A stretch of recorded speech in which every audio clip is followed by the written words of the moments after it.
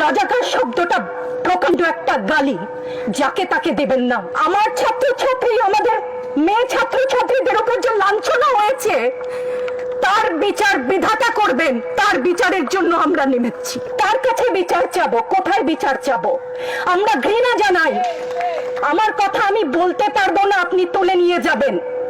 প্রতিবাদ করতে পারবো না, ভিন্ন মত প্রকাশ করতে পারবো না, আপনি আমাদেরকে রাজাকার বলে গালি দিবেন।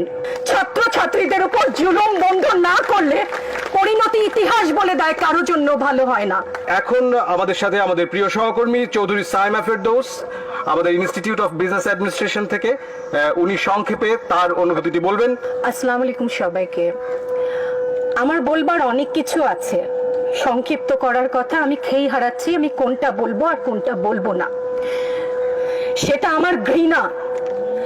আজকে আমার কিছু প্রশ্ন আছে সবার কাছে, দেশবাসীর কাছে তো করবো না, যাদের কাছে করবার তারা বুঝে নিবেন। আমি ইতিহাসের শিক্ষক না, কিন্তু ইতিহাস জেনে বড় হয়েছি।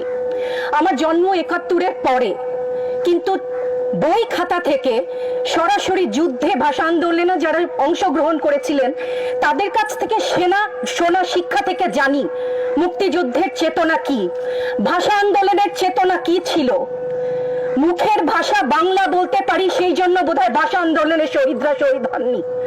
আমার কথা আমি বলতে পারবো না, আপনি তুলে নিয়ে যাবেন।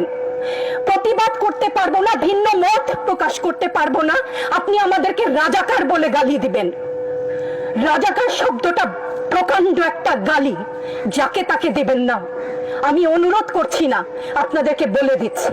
ছাত্রদের কথায় আমি কিছুটা পরে আসছি, সেখানে আমাদের সহকর্মীরা যারা বলেছেন সেখানে আমি পূর্ণ একমত। আমাকে একটু বলে দেবেন আপনারা, মুক্তিযুদ্ধের চেতনা কি ছিল দেশের হয়ে? আপনারা বলবেন যে যারা শুধুমাত্র আমার বাবা মুক্তিযোদ্ধা ছিলেন তাই আমার অধিকার প্রাপ্য অনেক কিছু, সেখানে পূর্ণ সহমত। কিন্তু এর পরবর্তী কাল থেকে আজ পর্যন্ত যে সমস্ত মানুষ দেশের বিভিন্ন জায়গায় বিভিন্ন ক্ষেত্রে নিজের স্বার্থ বলিদান দিয়ে দেশের জন্য কাজ করে যাচ্ছে, সৎ পথে উপার্জন করছে, টেবিলের তল থেকে 10 লাখ 5 লাখ টাকার কোটি টাকা তো বাদই দিলাম না, সেই সমস্ত লোক সম্বরণ করছেন, তাদের মুক্তিযোদ্ধার চেতনা কি কিছু অংশে কম? সেই প্রতিবাদ করলে আপনি আমাদেরকে বলবেন রাজাকার। রাজাকারের বাচ্চা, এটা প্রকাণ্ড গালি, যত্রতত্র দেবেন না। আর আমার ছাত্র ছাত্রীদের গায়ে গুলি কেন?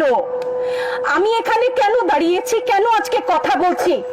কারণ আমি মানুষ, আমি শিক্ষিত একজন মানুষ, আপাদমস্তক ভাবে যাকে শিক্ষা বলেন।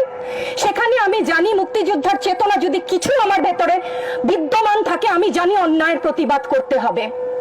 বিচার চাই না বলেছেন, আমিও একমত। কার কাছে বিচার চাবো? কোথায় বিচার চাবো? আমরা ঘৃণা জানাই।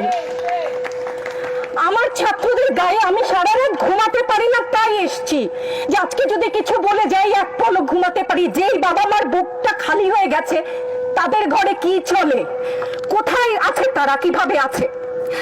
আমার ছাত্রছাত্রী, আমাদের মেয়ে ছাত্রছাত্রীদের উপর যে লাঞ্ছনা হয়েছে, তার বিচার বিধাতা করবেন। তার বিচারের জন্য আমরা নেমেছি। আপনারা আমাদের মুখ বন্ধ করতে পারবেন না। মুক্তিযুদ্ধের চেতনা থেকে জানি, আমরা জন্মেছি একবার, মরবো একবার। ভয় দেখাবেন না। ছাত্র ছাত্রীদের উপর জুলুম বন্ধ না করলে পরিণতি ইতিহাস বলে দেয় কারো জন্য ভালো হয় না।